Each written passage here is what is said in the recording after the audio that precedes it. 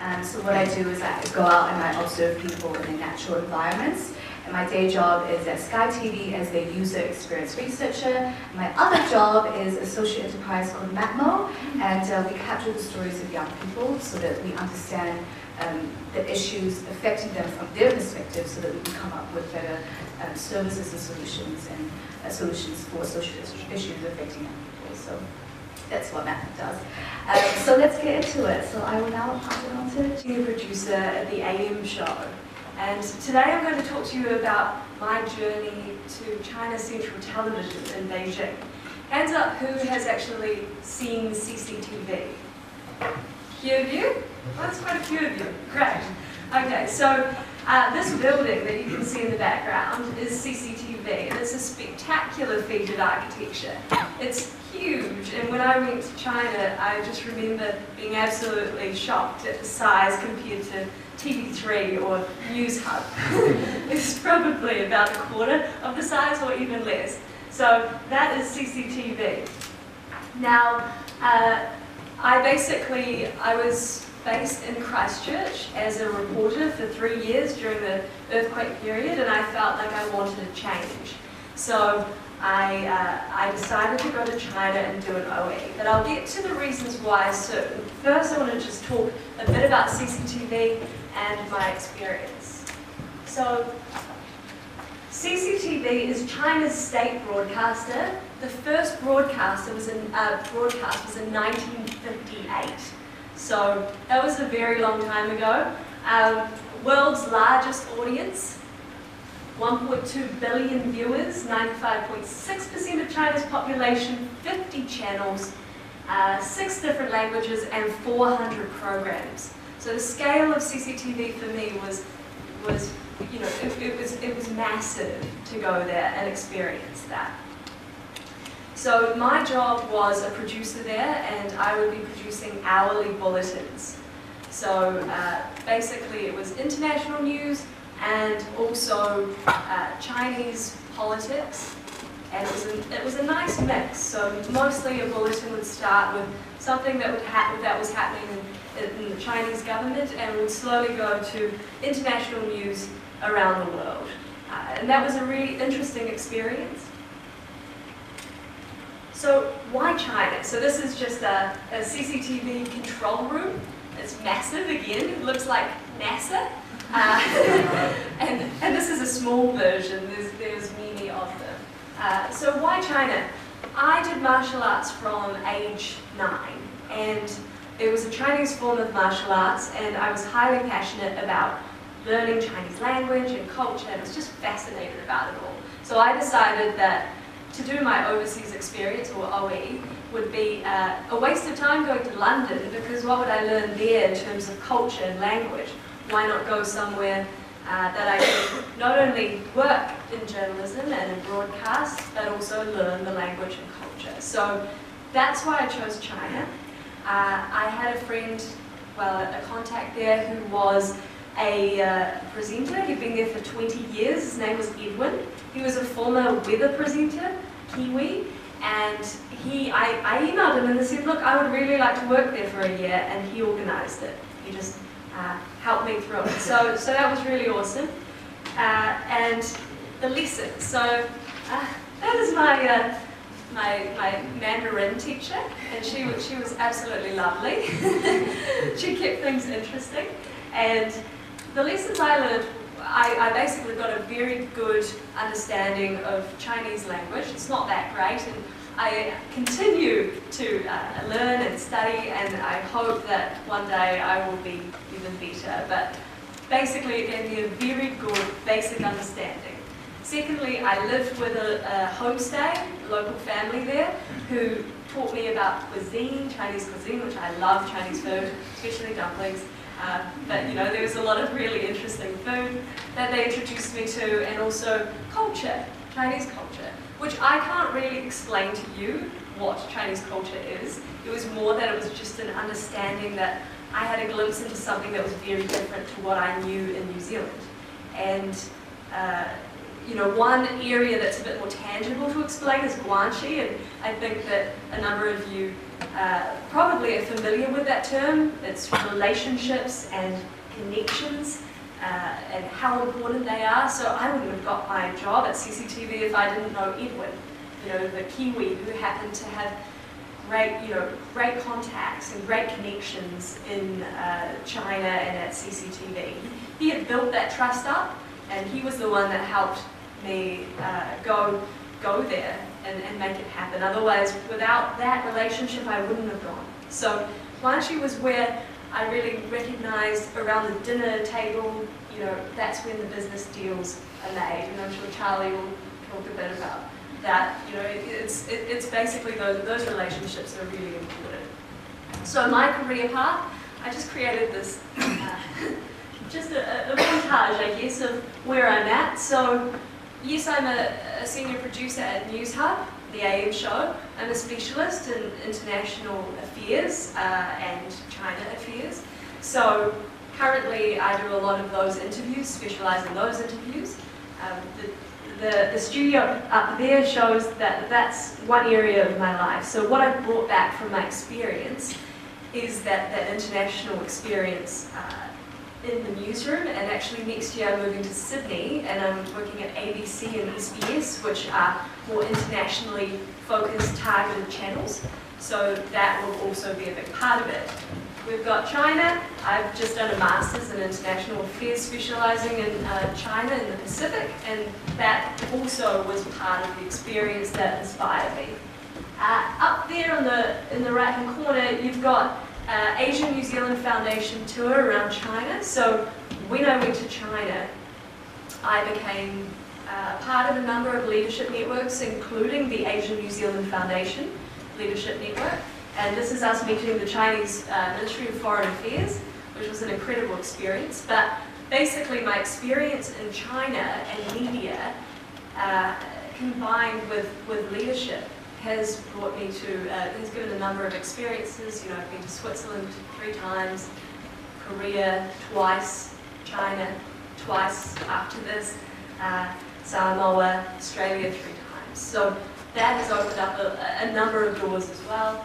And finally, I have a small communications strategy company which I'm working on, and that is sharing my skills in not only New Zealand, but also the Asia Pacific, and that is made possible through my contacts in China. So as you can see, I've gained a lot from doing some work, some work experience and working at China Central Television. And it's opened many doors for me now and in the future. So thank you very much. I work primarily in the arts. So mostly I work as a producer for theatre, but I also work in film and various other fields of geography as well. I was born in China, and I came to Aotearoa when I was 4 years old. And growing up here, I remember going through a big phase of not wanting to be Chinese, or really rejecting that Chinese part of my identity and wanting to be Kiwi, whatever that meant. And then it wasn't until I got to university and I was able to learn more about just the structures that we have in society, the issues of systemic racism, or the pressures that we have to conform to this idea of the norm, or whatever that mainstream is. And that's when I began to realise that there are these structures in society that make us feel othered or different, and feel that pressure to reject that aspect of our identity that might make us seem different or feel like we don't belong. So it was really through that kind of unpacking and that identity crisis, I guess, that a lot of us who grow up here as 1.5 gen people might go through, or even New Zealand born Chinese people. So from there, I guess I really started looking for ways that I could start to embrace that part of my identity, being Chinese, what that meant, and I think I'm still on that journey of trying to figure out what that means. So this year, I made a short documentary. It's called East Meets East, and it was made as part of the Loading Docs initiative, where they fund 3-minute documentaries, so it's very small, and it's all up online, so you can go and look So this documentary, it was set in East Auckland because that's where I grew up. So it's based around this community of elderly Chinese grandparents who have migrated here in elderly age in their 60s or 70s or 80s to come and take care of their grandchildren. And because they've migrated at such an elderly age, it's very difficult for them to be able to pick up the language or kind of participate in most aspects of New Zealand society. So what happens is they kind of form their own little communities to try to combat some of that isolation that they face. And it was through going to university and taking the bus every day and always seeing these adorable elderly grandparents getting on the bus, chatting away to each other, even if they didn't know each other. They just get on, see someone else who was kind of looked like them and start a conversation and get along with it. So I was always really fascinated by them and wanted to kind of explore that a little bit more. So this documentary kind of followed that, and the main subject in the documentary is actually my own Nana. And because she belongs to this community, and my granddad, they go grocery shopping all the time, they catch the bus with their little free gold pass. And yeah, I guess it was just kind of really exploring what life was like for them, and also trying to combat some of the stereotypes that do exist about our migrant communities, especially for elderly migrants whose stories are never really told. When we think about migrant stories, we often think about it from the perspective of the child who has kind of assimilated to that Western society, whose parents might be a bit presented as traditional or backwards, and there's that culture clash kind of story, and that's the typical trope of cultural stories that we hear. So I really wanted to kind of take a different angle and show that you know, these people, like my Nana for example, she's been here for 17 years, so this is a huge chunk of her life, and yet she's still seen perpetually as a foreigner. And I wanted to show that these people are also New Zealanders. They are just like us, even if they don't choose to assimilate or if it's too difficult for them to assimilate, because assimilation shouldn't be seen as their ultimate goal. And it's really problematic also in New Zealand to think about what assimilation means, because often when people do go through that integration or assimilation into that new society that they've moved to, it is to that dominant culture, which in New Zealand, as we know, is Pākehā culture, and it's problematic in the way that often that supersedes the Indigenous culture of New Zealand. So yeah, so making that documentary is also about kind of reducing or combating some of those, that scapegoating of migrants for some of the issues that we know we're facing, especially in Auckland, and we see that in the news, especially in election year. We see those sorts of issues come up and arise, and often those groups who are most vulnerable or most easily able to be attacked or scapegoated are. So we kind of saw that in the last couple of years, and also this year, with migrants being scapegoated for some of the issues that we face, the housing issue in particular. And also we see that globally around the world. So making that documentary was also, in my own kind of political way, trying to kind of combat that in a not very direct, antagonistic way, but just showing that, hey, these are people as well, and they're relatable just like anyone's grandparents are. So I guess I work in the arts, but I also work in, or not work, but I also am involved in activism in a way, and I see the two as really interlinked. So the reason I'm in the arts and the reason I believe so much in the arts is that I think the arts are really powerful, and they have huge potential. Stories have huge potential in shaping how people think and changing perspectives and giving us all more empathy to identify with how others are around us, people whose lives or experiences we haven't had.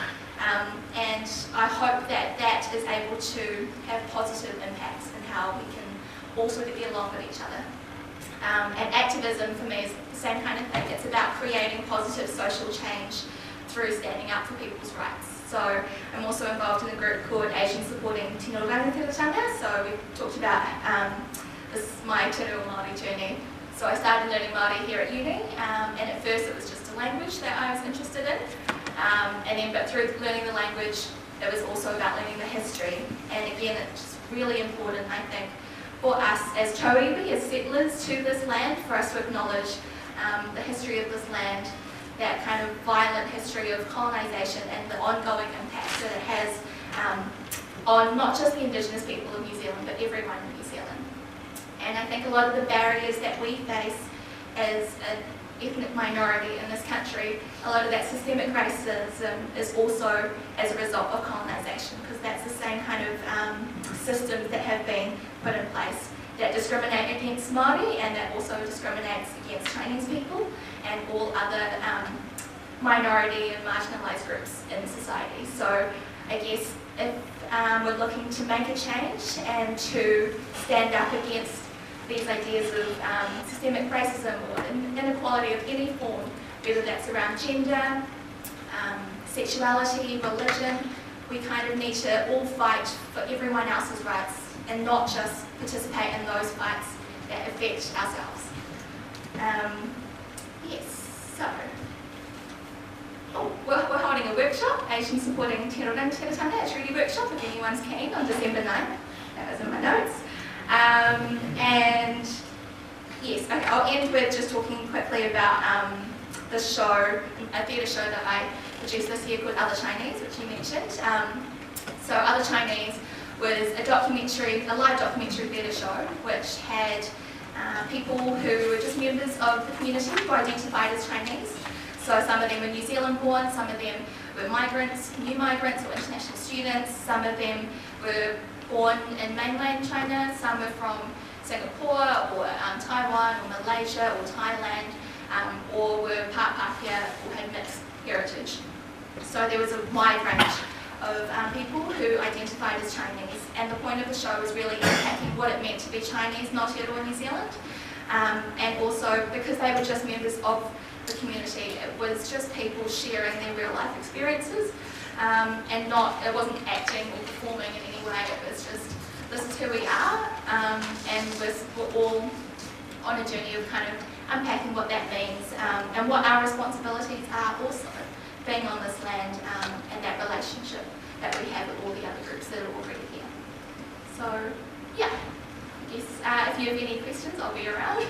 I don't know how to finish this, sorry. So, thank you so much for listening. Hi everyone, thanks for having me. My name is Lenny. I started my China journey in 2014. I graduated my Bachelor of Applied Sciences from Otago Uni, and I double majored in Clothing and Textile Science and Marketing.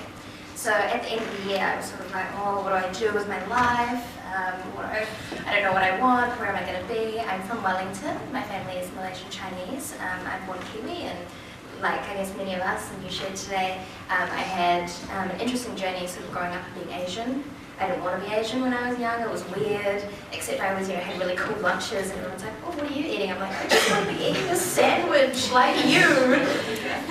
So for me, I kind of, throughout my adolescent years, kind of shut, the Asia part of my life on the side, which what I realise now was a bit of a shame, but it's been a really interesting journey. So anyway, I got to the end and I was like, sweet, I'm graduating, I'm turning 21, I'm going to the races tomorrow because I can drink, what should I do?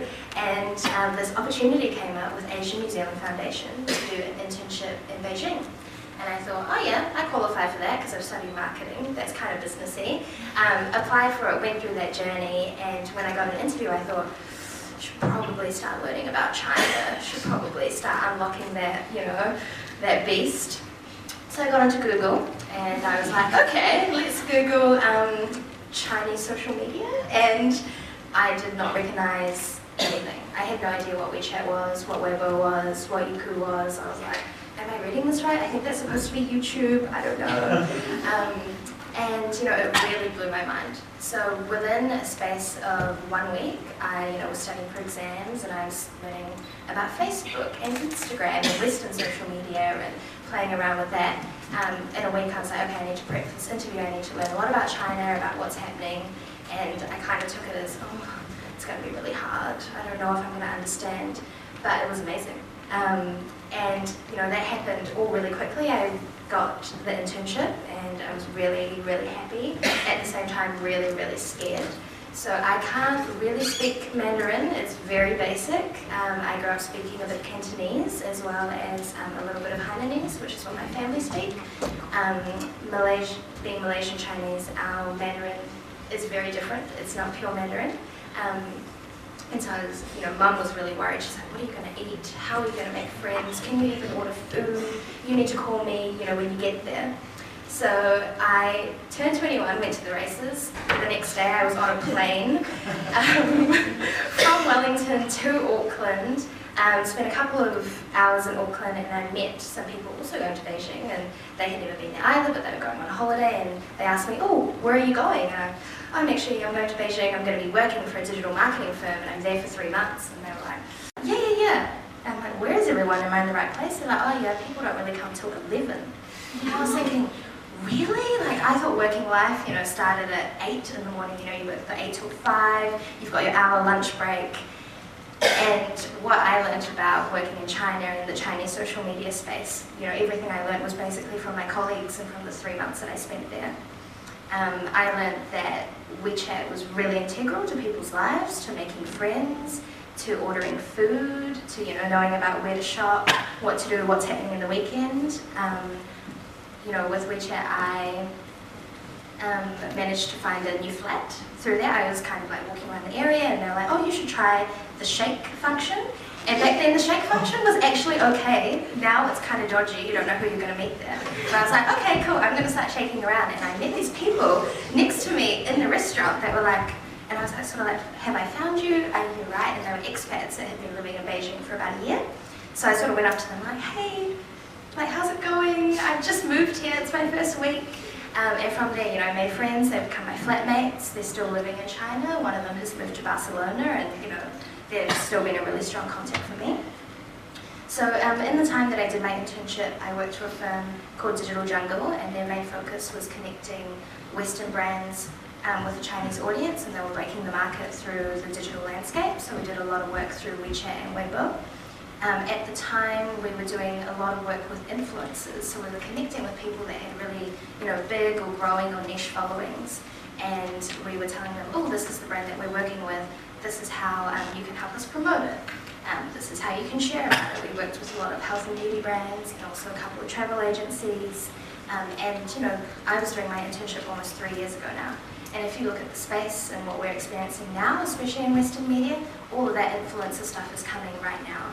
So one of my really big realizations at the time when I was in China, I was thinking, wow, we're really, in terms of being in New Zealand, what I know about digital media, we're really behind. I got to China, it was full on. Everything that we were doing was all on social media. And right now, marketing is only going to that way. So right now, I work for a company called RT New Zealand. We're in the travel retail space. We have 9 stores across the country, and our biggest market and our biggest customers right now are Chinese. So, New Zealand, the majority of our tourists now come from China. They're a really, really huge market for us, and for my company, they're one of our biggest customers. So when I returned from my marketing internship, I had no idea what I was going to do, and I didn't think that I would be working with China, but obviously it's a really big part of my work now, what I do. One of my biggest realizations is that as a New Zealand business, we say, we really present a Kiwi experience. When they come in, we tell them about what to do, what's good to eat, and we're like, yes, we're Kiwi family owned. But what we've had to do is really learn more about the Chinese market, and also get onto WeChat, get onto Weibo, have a social media space. Last year, we got an official WeChat account. That was a really difficult journey, but really exciting.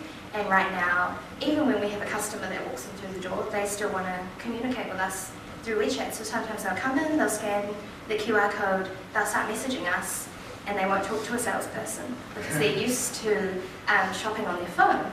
And we have our e-commerce shop linked to the app, so they're walking around. They might try on a New Zealand-made jersey. They're like, oh, this is really cool. Okay.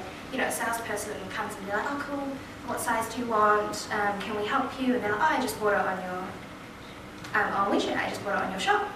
And for us, that's been a really cool journey, and that's really exciting because through WeChat, we've not only been able to give them a New Zealand experience, in New Zealand, but we can give them an experience when they go back to China.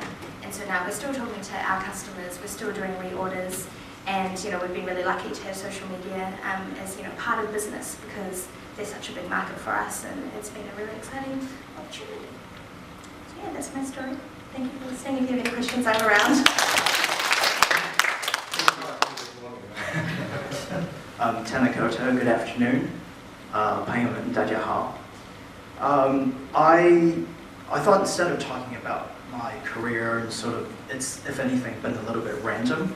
I don't know just by sharing it if it's going to be of any value really to anyone.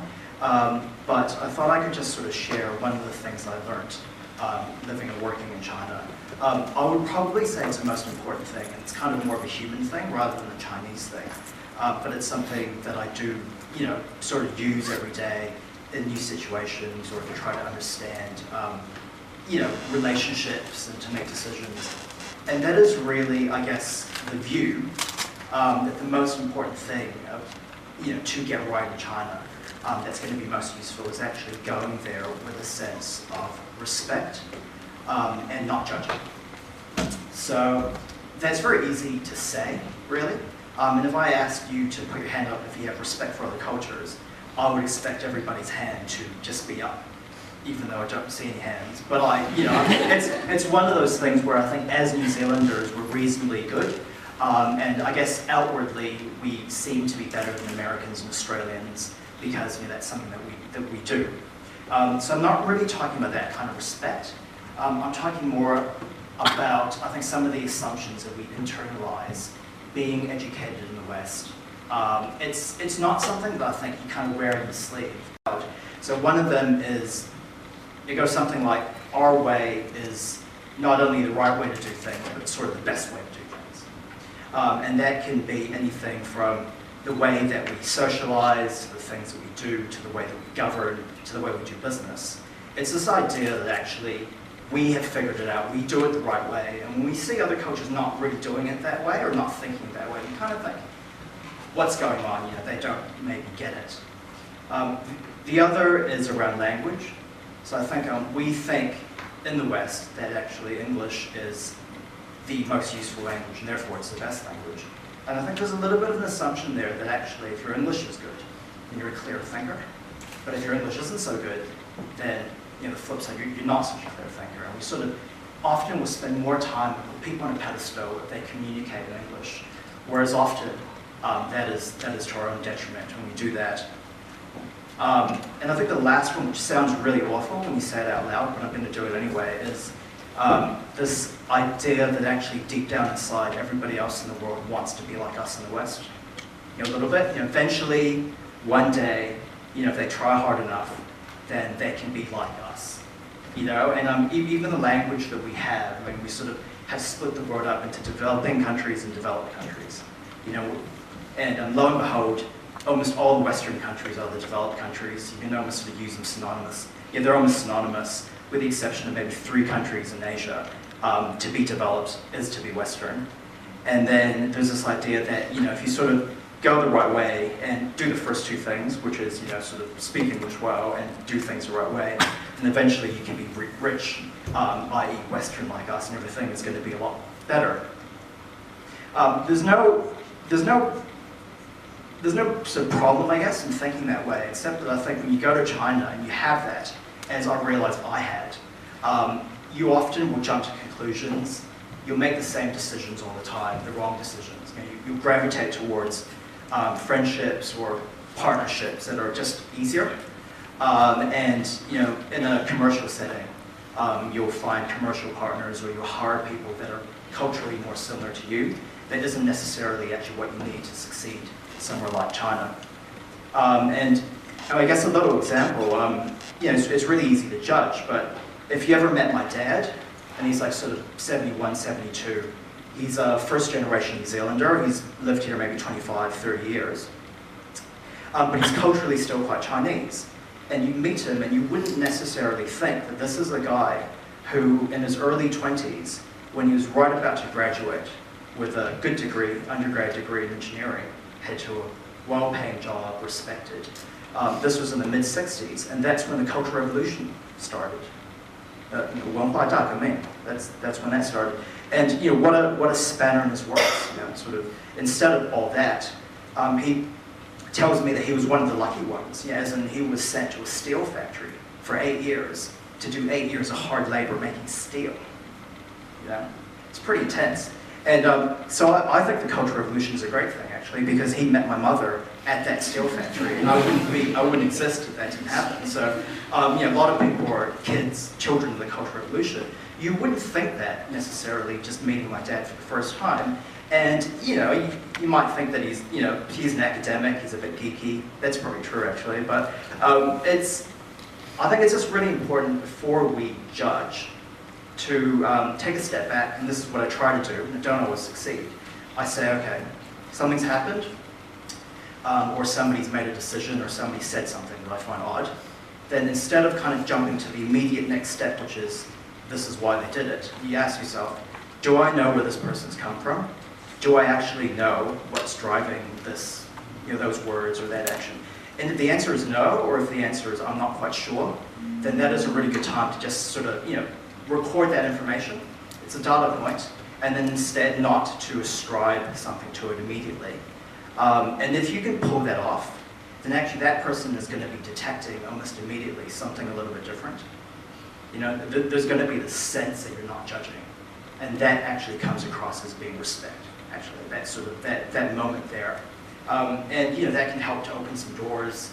People are probably more likely to want to talk to you because you're not judging them all the time. You don't have this massive frown on your face, which kind of puts people off often. They're telling you something. I think there's a lot of sort of positive spin-offs to trying to do that. So really, I think I'm probably run out of time. So thank you very much for your attention. Thanks. I was wondering a bit more about if anyone has to say anything about more the workplace culture in China. So I know Lenny talked a bit about how they start later. I was wondering if there's any other things to know about them that's interesting. I guess for me, I was kind of creative place, so we were a little bit different. So there were things that I realized, like, they start later, but the Chinese workplace is super hardworking. Everyone, we might get there later. We had a lot of fun. There was, table tennis. There was Xbox. There was, 1 to 2 hour long lunches. But when everybody had a project, when we had a deadline, like people were there till 2 in the morning. Everybody's there working. We were all there supporting each other, even though we didn't have to be there. So I think I don't know if that's fair to say for any Chinese workplace, but definitely from my experience, where about 80% of the workplace was Chinese. There was a really strong sense of community and really strong culture.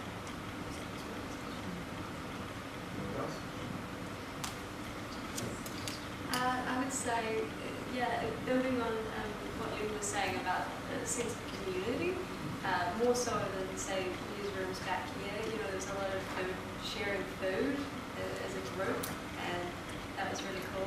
The systems were very different, and initially Charlie was saying, embrace the different systems and things. I was actually quite resistant because it was so different, the way the newsrooms were operating, but actually I learned that some of the systems in that newsroom were far better than what we had going in New Zealand. So it was a really interesting place to learn and observe a different way of working.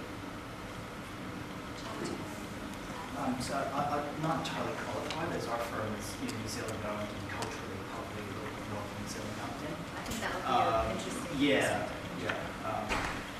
I was at PETA, the New Zealand Centre, which was run by Peking University for about a year. And I guess just little things I noticed, like there'd be an urgency to things. So for example, somebody would come and say, hey, can you do a presentation on X subject you know nothing about? I'd say, well, I know nothing about that subject. And they would say, oh, don't worry about it too much. It's in an hour, so it doesn't have to be good. Which was always like, wow, okay. And so that was, but it's sort of, it's good practice, and so things happen at quite a fast pace sometimes.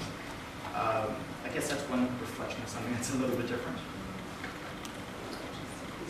So because of my hand, so I think I have the privilege to ask a question which I always want to ask. Now, finally, I'm not sitting in the facilitator's seat, I'm sitting in here. So it's a question to Lenny and Jessica, because Jessica, you mentioned that you loved the Chinese cuisine so much, with your homestay. I just want to know what's the weirdest Chinese food that you ever tasted? Back in Korea. Thank you. Do you want to go first? I think one of the weirdest it was one experience in the evening, and I can't remember the name of the street, but it's a really big famous street in Beijing where you get food markets. Yeah. And I didn't know anything that I ate that day. It was the insects on the skewer. Ah, it's one you food. had the different types of Sea stars. seafood and the starfish. I had one of those. I had a whole flat octopus on a skewer. I went with my two Chinese colleagues that always laughed at me. Like, the only thing you eat is noodles and dumplings. I'm like, yeah, but they're my favorite. They're like, no, you need to try everything. So I don't actually think they ate that themselves. Yeah. But I ate everything that day. The other people there laugh. Yes, and they laugh at They don't me. eat it themselves. And how were you the next day? Surprisingly okay. Right, And I'm still feeling it. Yeah, I think it was related to New Zealand. I'm not too sure now what they did. It was the Mia's sort of like banquet in Shanghai, and we had sea bass, and I just felt really bad because obviously it was very, a delicacy and very important. It looked like this grey sausage in the clear soup, and I just couldn't bring myself to eat it. What is that sausage? It's just sea bass, like a sea cucumber. Sea cucumber. Sea cucumber, sorry, yeah. Just little Very white belly. expensive. Very expensive, and you could tell. You have to eat it. Who has tried sea cucumber here? How would you guys describe it?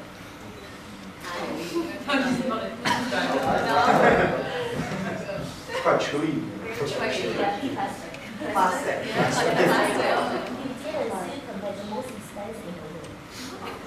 New Zealand?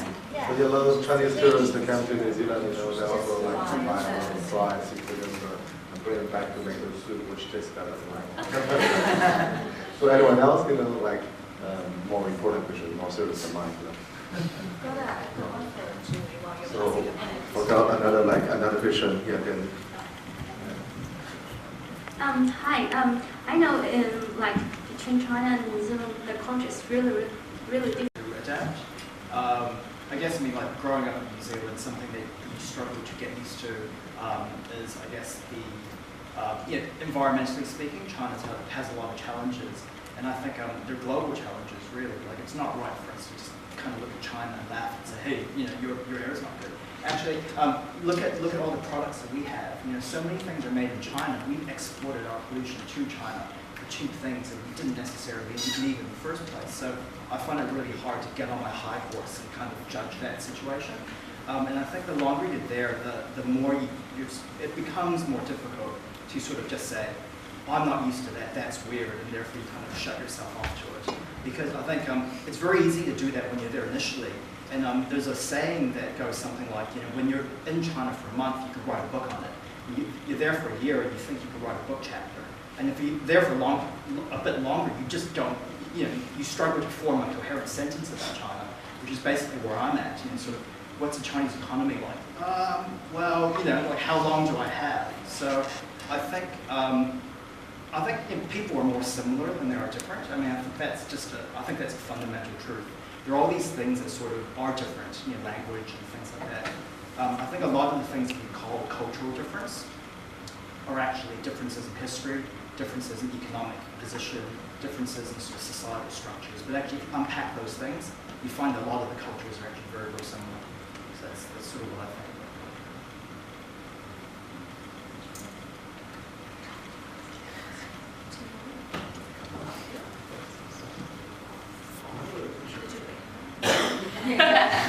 Just check.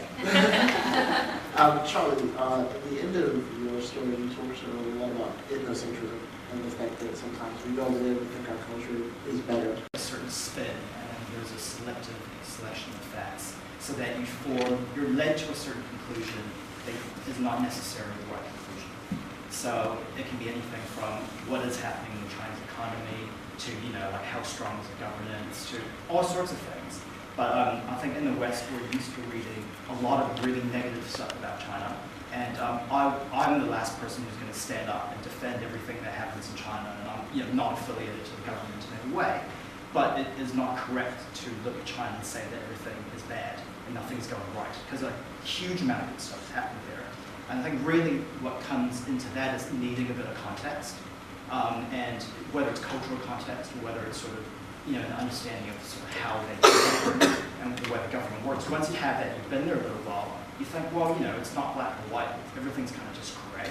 And you need to be able to hold more than two thoughts in your head, because actually it's not like just good or bad, right? So I think the less people are able to actually go there and have these sorts of conversations with actual Chinese people, the more you sort of just fall back on caricatures and you just write people off and you think, like I'm watching this really interesting documentary on the Vietnam War, and I just wish, have we learned the lessons from that episode? Because already, we're using terms like economic war and, we're using dehumanizing language. And what we're setting up is we're setting up another Cold War and such. And eventually Cold Wars become hot wars.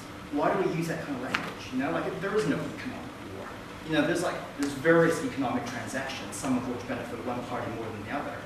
Most of them benefit, I think, both parties. So I think there's a huge amount of baggage that's floating around to do with China. And I think that a lot of that stuff is just super unhelpful. So anyway, I don't know if I answered your question.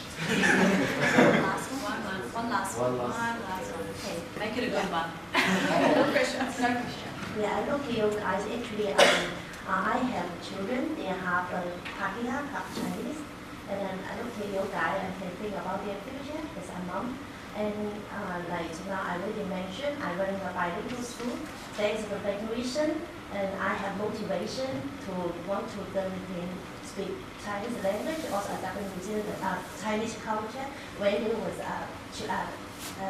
level 0, like early childhood education, this is all I'm doing job. And I have one question. Ask you guys, can you speak Chinese? Can you speak Chinese? Mandarin or Cantonese? Yes. So can you speak and read and write? So I can speak conversationally, and I can read simple everyday language on WeChat if I type, but I can't write, because I feel like it's different brain processes and systems to learn each. Okay. Yeah. And So that journey. as a Kiwi, do you want to learn Chinese? Yes, and I have a basic level of Chinese, but not nearly as good as I would like it to be. So like, actually, just now we all talk about how to adapt music and adapt Chinese culture, how to go to China, know about culture. Actually, I know in New Zealand we've got so many Chinese community activities, and I think your organization can connect to the Chinese organization. Sometimes got a lot cultural activity you guys can join, and there's so many Chinese living in New Zealand. Actually, I think. Just my personal opinion, you can adapt the New Zealand culture through the activities like maybe the Chinese Jazz Association or another like cross-cultural activities. You can adapt the music culture in New Zealand, adapt the Chinese culture in New Zealand. Because too many Chinese are around, and also like you guys like you half Chinese, half Kiwi. You guys can, a lot of people, they know about the knowledge about the cross culture. You can, using your skill to share with others. I think this is the most effective action in New Zealand. Like better than you like have to fly to China, go around. This is my personal opinion. Like my running a bilingual school, and all my children, they are Kiwi. They only under 3, but they can speak Chinese. Because I like inject their Chinese culture and the language in their heart, and not just like learn language, and they adapt the culture, and they proud they can speak Chinese. And all the parents now they attend to spend more time and more energy let the children know about Chinese. Yeah. If you guys got any question, you can get us, and then we can we have some Chinese organization, we can got some together and create a better environment that you guys and learn Chinese. Thank you. Love your passion. Thank you so much. And I mean, that's why I'm here, and I think that's why a lot of us are here. So thanks.